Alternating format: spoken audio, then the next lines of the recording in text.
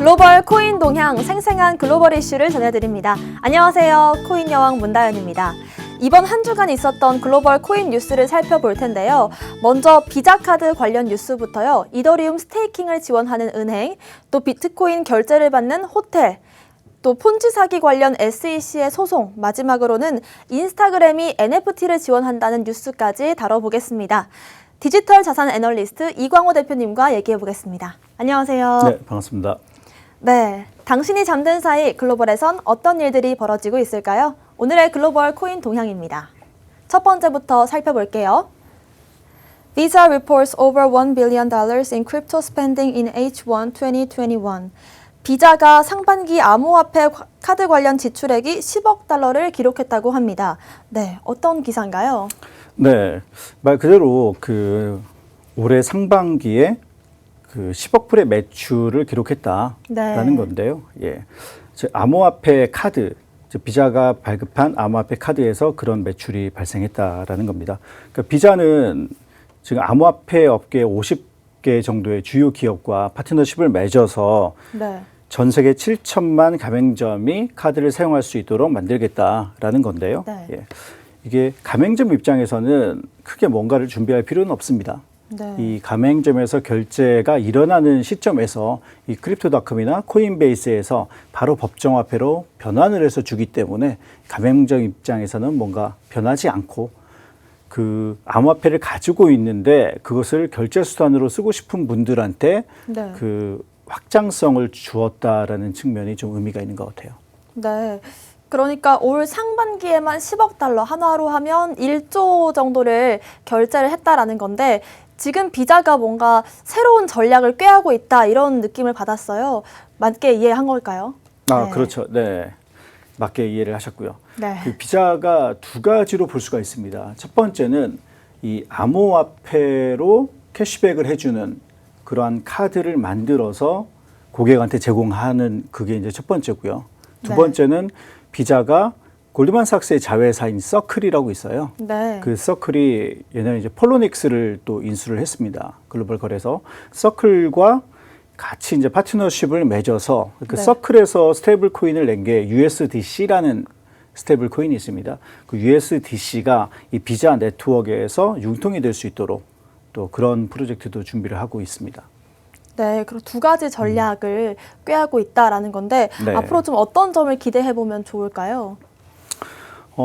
비자 입장에서는 이게 소비자의 그 세그먼트, 소비자의 계층군을 좀 넓히는 효과가 있다라고 볼 수가 있어요. 네. 지금 많은 분들이 자기의 자산의 몇 퍼센트를 암호화폐로 가지고 있으신 분들이 있거든요. 네. 근데 그런 분들까지도 자기들의 고객군에 넣어서 영업을 하겠다라는 그런 측면이 있고요. 그리고 또 한 가지는 요 캐시백을 암호화폐로 한다라는 것은 아마 코인 여왕님도 다양한 마일리지를 갖고 계실 거예요. 오케이 캐시백이나 뭐 대한항공, 아시아나항공. 근데 그것은 그 회사에만 쓸 수가 있잖아요. 그런데 그런 마일리지가 이 암호화폐로 다 변경이 돼서 근데 어떤 분은 또 그렇게 얘기를 하겠죠. 암호화폐는 플럭추에이션이 심하니까 이게 제대로 되겠느냐. 그때 스테이블 코인이 필요한 거죠. 그래서 이제 스테이블 코인이 나온 이유가 이 안정성을 좀 가격의 변동성을 좀 잡기 위해서 나온 거군요. 그렇죠. 네. 예. 그래서 자기가 암호화폐로 그냥 받을 수도 있지만 받은 암호화폐를 스테이블 코인으로 저장해서 그 마일리지를 갖고 있다고 한다면 아마 마일리지를 통합해서 사용하기가 훨씬 쉽고 그리고 비자 입장에서도 그런 마일리지를 비자가 USDC로 관리를 한다면 그로 인해서 창출되는 여러 가지 신사업이 있을 거예요. 그래서 이런 것을 노리고 계속해서 암호화폐 시장에 진입하는 게 아닌가로 생각됩니다. 네, 말씀하신 것처럼 이 비자 카드뿐만 아니라 더불어서 마스터카드도 앞으로 이제 거래소와 함께 캐시백을 암호화폐로 지급할 예정이라고 하는데 앞으로 비자 카드, 마스터카드에 이어서 많은 카드사들에서도 이런 행보를 보일 것 같은데 어떻게 생각하시나요? 네, 저도 그럴 것 같습니다. 일단 비자나 마스터는 상당히 공격적으로 진입을 하고 있고요. 이게 자세히 보면 또 이제 CBDC와 연관이 될 수도 있습니다. 아, 네. 어떤 점에서요? 많은 그 중앙은행이 CBDC를 발행을 하잖아요. 네. 근데 중앙은행이 CBDC를 발행하고 관리를 하기 위해서는 또 중앙은행이 많이 커져야 돼요. 네. 그래서 중앙은행이 발행하고 관리는 시중은행에서 하든지 아니면은 디지털 위안처럼 네. 그 원화를 담보로 시중은행이 CBDC를 발행해서 융통시키든지 이 두 가지 방안이 유력할 것 같은데요. 네. 또 은행의 입장에서도 이 CBDC를 가지고서 사람들이 많이 결제를 할 텐데 이러한 것들을 관리할 수 있는 시스템을 확보하기가 쉽지가 않아요. 네. 그런 것들은 기존에 또 카드사들이 잘 되어 있겠죠. 그래서 카드사와 연계해서 이 CBDC 관련돼서 이제 활용을 할 거고요. 또 카드사 입장에서는 또 은행이 연계된 자회사가 카드 회사들이 많이 있습니다. 네. 또 그런 회사들한테 시장을 뺏기기 싫으니까 네. 이 자체적으로 스테이블 코인을 가지고서 같이 돈이 융통될 수 있는 시스템을 만들려고 노력을 하는 그런 일환이 아닌가 생각됩니다. 네. CBDC가 이렇게 점점 빠르게 진행되면서 그 속에서 거래소 또 카드사들의 역할은 뭘까 저는 개인적으로 좀 궁금했는데 거기에 대한 의문이 좀 풀린 것 같습니다. 네, 첫 번째 기사 살펴봤고요. 두 번째 기사로 넘어가 보겠습니다. 두 번째 기사는요. Sygnum becomes the first bank in the world to offer Ethereum 2.0 staking. 시그넘이 세계 최초로 이더리움 2.0 스테이킹을 제공합니다. 시그넘은 스위스의 은행이네요. 네. 시그넘은 2019년에 8월에 스위스로부터 은행 라이센스를 받았고요. 네. 그리고 홍콩에서는 자본시장 서비스 라이센스를 받은 은행입니다. 네. 그래서 시그넘이 현재는 뭐 스테이킹을 안 하고 있었진 않고요. 기존에 뭐 테조스라든지 그런 네. 스테이킹을 이미 하고 있었습니다. 그리고 기존의 디지털 자산으로 만드는 토커나이제이션도 하고 있고요. 근데 이번에 이더리움 스테이킹을 한다라고 얘기를 했습니다. 그래서 최대 7%까지 네. 고객에게 뭐 수익을 낼 수 있다 이렇게 얘기를 하고 있죠. 네, 사실 저는 이 기사를 읽으면서 아쉬웠던 점 중에 하나는 시그넘이 이제 스위스 사람들만 쓸 수 있는, 거래할 수 있는 은행이라고 해요. 만약에 이게 국내에서 이루어졌다거나 아니면 저도 좀 참여할 수 있으면 굉장히 좀 눈길이 갔을 것 같은데 어떻게 좀 다른 나라에서나 우리나라에서도 좀 진행될 여력은 없는 걸까요? 제 생각에는 우리나라도 진행이 될 수 있을 것 같아요. 네. 네, 이제 암호화폐 시장이 점점 이제 커지면 요 스테이킹이라는 게 돈으로 치면은 예금, 뭐 적금과 상당히 비슷하거든요. 네. 그러니까 이더리움을 넣어 놓으면 많게는 뭐 연 7% 정도까지 계속해서 이더리움이 나오는 그런 개념입니다. 네. 그래서 은행의 입장에서도 이 이더리움의 가치가 많이 떨어지지 않으면은 좀 수익이 나는 상황이고요. 네. 그래서 고객에게 또 주어진 그 예치금을 또 은행이 활용할 수도 있으니까 뭐 일석이조의 효과를 낼 수가 있겠다라고 생각이 들고요. 또 고객의 입장에서도 그냥 암호화폐 거래소나 내 지갑에 두는 것보다는 믿을 수 있는 은행에서 이더리움이나 뭐 테조스나 에이다나 폴카닷 같은 거를 스테이킹을 하게 된다면 돈도 벌고 그리고 믿을 수도 있고 네. 그래서 상당히 좋을 것 같아요. 저도 빨리 도입이 됐으면 좋겠습니다. 네, 저도 아무래도 이 사용자의 입장에서 생각을 해보게 되는데 은행도 이득이지만 사용자들도 어쨌든 거래소와 다르게 은행에서 거래를 할 때는 보호를 받을 수 있다라는 점이 큰 장점으로 다가오는 것 같습니다. 또 이 기사에서 살펴보면 좋을 점이 있을까요? 네, 최근에 디지털 트랜스포메이션이 상당히 유행을 하고 있잖아요. 네. 그래서 4차 산업혁명이라는 용어가 많이 유행을 하다가 최근에는 디지털 트랜스포메이션을 얘기를 하는데 이 금융산업에서의 디지털 트랜스포메이션은 크게 세 가지로 볼 수가 있습니다. 네. 첫 번째는 금융 인프라에 대해서 이 디지털화하는 거. 두 번째는 금융 서비스를 네. 디지털 트랜스포메이션 화하는 거. 그리고 세 번째는 이 디지털 자산 자체를 디지털 트랜스포메이션 하는 거로 볼 수가 있는데요. 네. 이 디지털 자산 자체를 그 디지털 트랜스포메이션 하기 위해서는 이렇게 암호화폐라든지 아니면은 기존의 자산을 토큰화시키는 이 블록체인 기술이 필요하게 돼 있습니다. 네. 그래서 지금 뭐 카카오뱅크나 뭐 K뱅크 뭐 이런 것처럼 우리나라도 핀테크 기술이 이제 발전을 해서 뭐 인터넷 전문 은행들이 지금 나오고 있는데요. 조만간 그런 인터넷 전문 은행들이 요 디지털 자산을 다루는 은행 쪽으로 뭐 갈 수 있는 여지도 많이 있다라고 생각을 합니다. 네, 아무래도 이 디지털 트랜스포메이션이 정말 근 몇 년간 화두였잖아요. 이 DT가 어떻게 은행 쪽에서는 이루어지고 있는지에 대한 이 정리까지 해주셨습니다. 다음 기사로 한번 넘어가 보겠습니다. 세 번째 기사는 파빌리온 호텔 관련 기사인데요. The Pavilions Hotels and Resorts to accept crypto payments from today. 파빌리온 호텔 체인이 결제 수단으로 암호화폐를 허용하기 시작했습니다. 네, 어떤 기사인가요? 예, 파빌리온 호텔 그룹이 그 홍콩에 본사를 둔 뭐 네. 글로벌 호텔 앤 리조트 그룹이에요.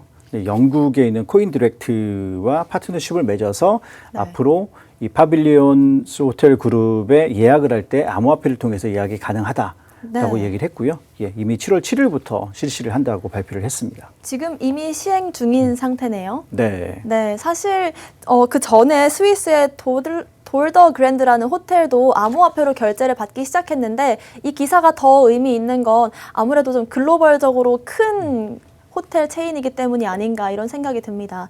어떤 의미가 있을까요? 예, 코로나19 때문에 이런 관광업체나 뭐 숙박업체가 상당히 타격을 입었어요. 네. 근데 코로나19인 상황에서 그럼 누가 돈을 벌었냐? 근데 암호화폐 밀리어네어들이 이제 많이 탄생을 했죠. 네, 맞습니다. 그쪽에서 이제 돈이 많이 갔으니까. 그래서 이 숙박업체 입장에서는 본인들의 이제 고객군을 또 이것도 이제 확장하는 측면에서 네. 암호화폐를 가지고 있는 사람들을 고객으로 받아들여서 이런 어려움을 타개하려고 하는 그런 게 첫 번째가 있을 거고요. 두 번째는 뭐 파빌리온 호텔 앤 리조트 뭐 들어본 사람은 들어봤겠지만 네. 또 안 들어본 사람도 있잖아요. 맞습니다. 그래서 이번 기회에 암호화폐를 받는 첫 번째 글로벌 뭐 호텔 앤 리조트 그룹으로서의 좀 브랜드를 좀 알리고 싶은 그런 생각도 있지 않았나라는 그렇게 생각을 해봅니다. 네, 이 역시 또 이 호텔 측의 입장과 사용자의 입장 모두가 좀 좋은 윈윈하는 그런 얘기인 것 같고요. 또 제가 좀 관심이 있었던 부분은 암호화폐 한 40여 종의 결제 지원을 한다 그래서 생각보다 좀 많은 종류를 지원하더라고요. 지금까지는 뭐 비트코인, 이더리움, 리플 뭐 이 정도 몇 개만 지원이 됐던 걸로 보이는데 다른 곳에서는 이렇게 많은 지원을 한다고 하니까 새삼 놀랍기도 했습니다. 네, 네. 저도 그래서 어느 화폐를 지원하나 한번 찾아봤습니다. 네. 보니까 뭐 에이다, 뭐 아크, BTC, 비트코인, 뭐 캐시, 뭐 다이, 닷, 이오스 링크 뭐 이런 것들이 많이 지원을 하고 있더라고요. 네. 예. 그래서 요 코인 디렉트와 파트너십을 맺어서 이 암호화폐를 받는데 이 내부적으로는 이걸 받자마자 법정화폐로 전환을 하는지 아니면은 이 토큰들을 본인들이 가지고 있을 건지 그런 거는 자세하게 나오진 않았습니다. 네. 근데 암호화폐를 가지고 있지만 이거를 내가 꼭 현금화 시키지 않고 바로바로 네. 쓸 수가 있고 그렇게 암호화폐 매니아들이 있잖아요. 그 암호화폐 매니아들 사이에서는 아마 이 파빌리온 호텔 그룹에 가서 나중에 코로나가 좀 풀리고 나면은 파티도 열고 어떤 이벤트도 하고 그런 암호화폐 산업 내에서 어떤 성지로 좀 활용될 거를 기대하면서 이러한 정책을 내놓지 않았나라고 생각이 듭니다. 네, 실제로 이 파빌리온 호텔 그룹의 대표도 이렇게 디지털 세계에서 자신들의 입지를 공고히 할 수 있어서 좋다라는 얘기를 했습니다. 이 기사에서 또 저희가 살펴보면 좋을 점이 있을까요?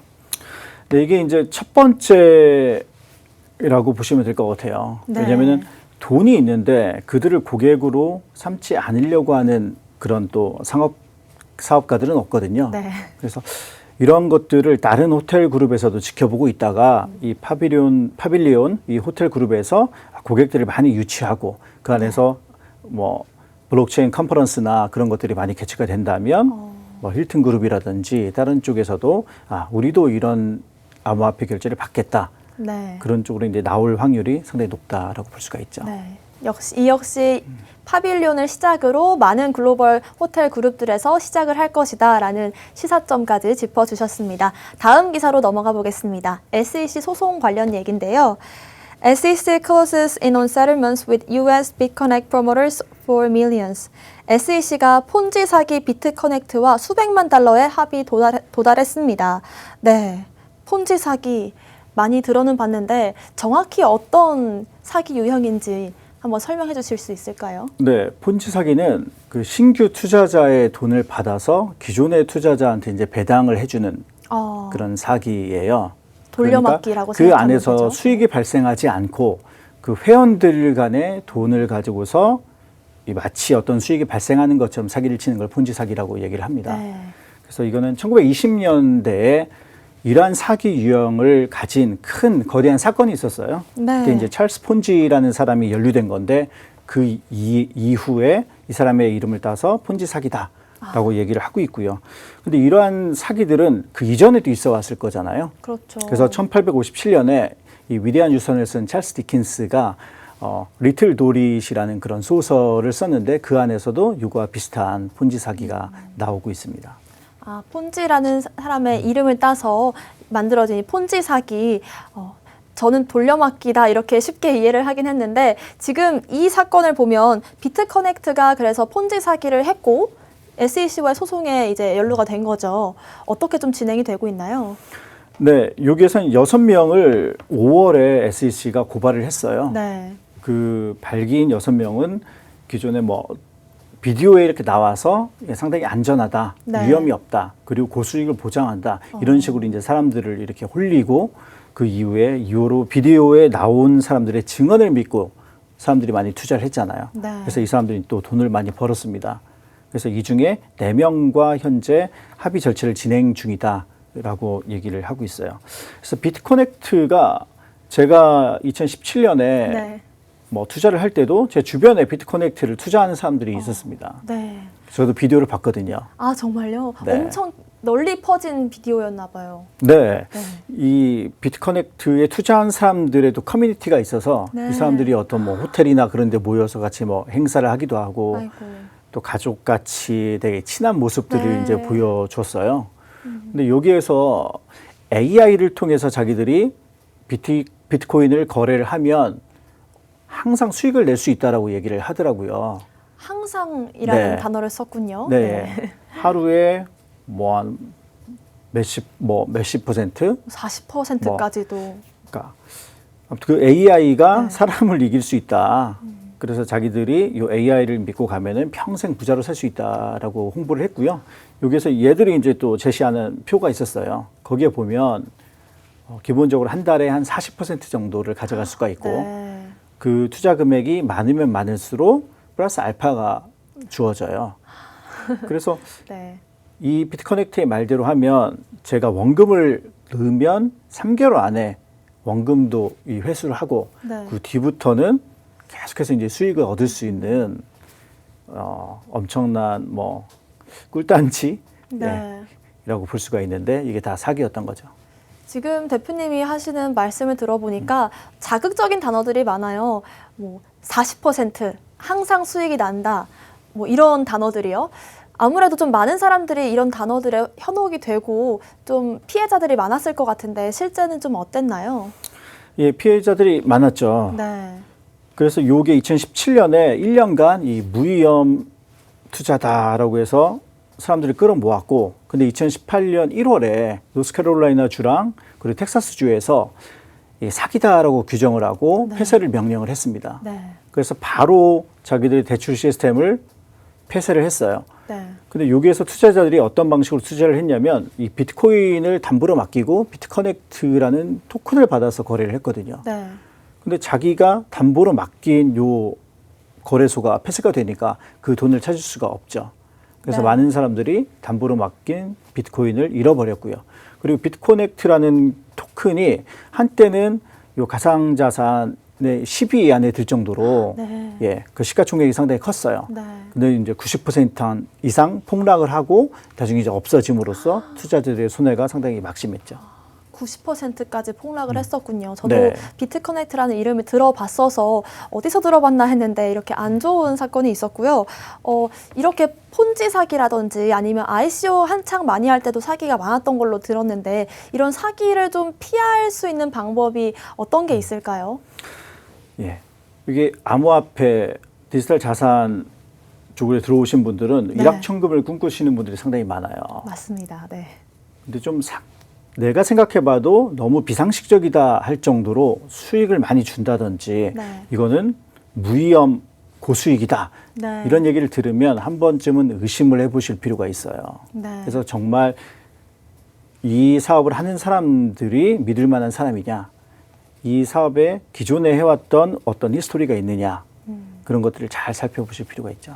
사실 근데 또 어려운 게 ICO 그 백서를 보면 너무 그럴듯하잖아요. 네. 그래서 그런 것들을 여러 번 돌다리도 두드려 보듯이 이렇게 짚고 넘어가야 된다는 말씀이시죠? 네, 백서는 시중에 이제 500만 원 정도만 주면 또 네. 전문가들이 써주기도 해요. 아, 그런가요? 예, 그러니까 이 백서를 꼭 믿을 필요는 없고 네. 이 사업을 누가 하느냐, 그리고 그 사업을 하는 사람이 이 블록체인 업계에서 어떤 포지션을 차지하고 있느냐가 더 중요한 것 같습니다.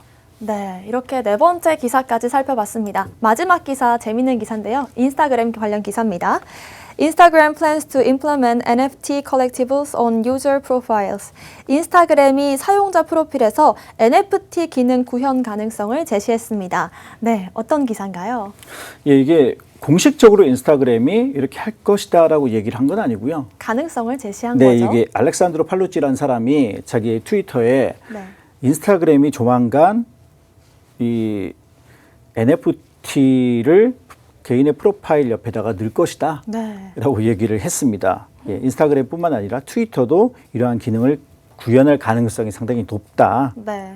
그리고 NFT 기능이 적용된 이 인스타그램 게시물에서는 컬렉터블이라는 라벨이 붙게 될 것이다 라고 얘기를 했네요.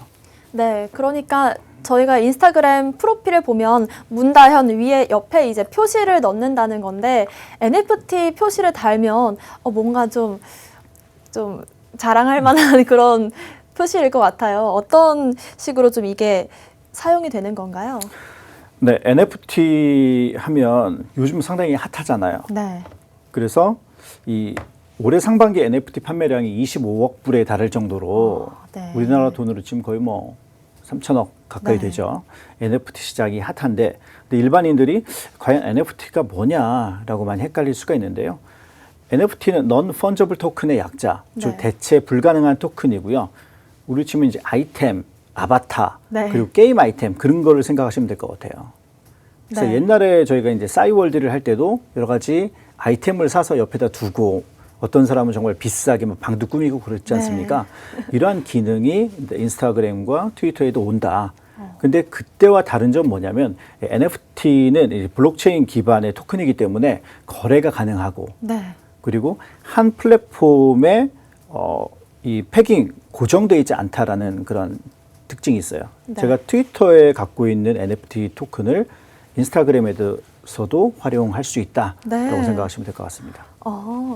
아무래도 거래도 할 수 있지 않을까 이런 생각도 드는데 그러면은 그 인스타그램과 트위터 상에서 이제 거래도 할 수 있게 되는 건가요? 만약에 된다면? 아마 그럴 네. 것 같아요. 예.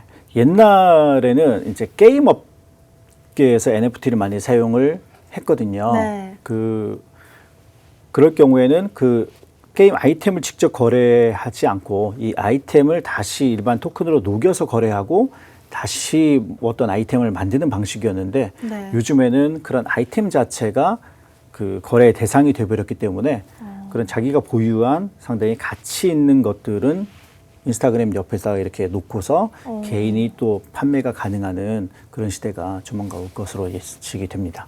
그 예전에 이제 게임 아이템을 거래하던 것처럼 똑같이 이제 NFT도 거래할 수 있고 또 사람들이 볼 수도 있고 이렇게 되는 거죠? 네. 네. 인스타그램의 대표가 이렇게 얘기를 했습니다.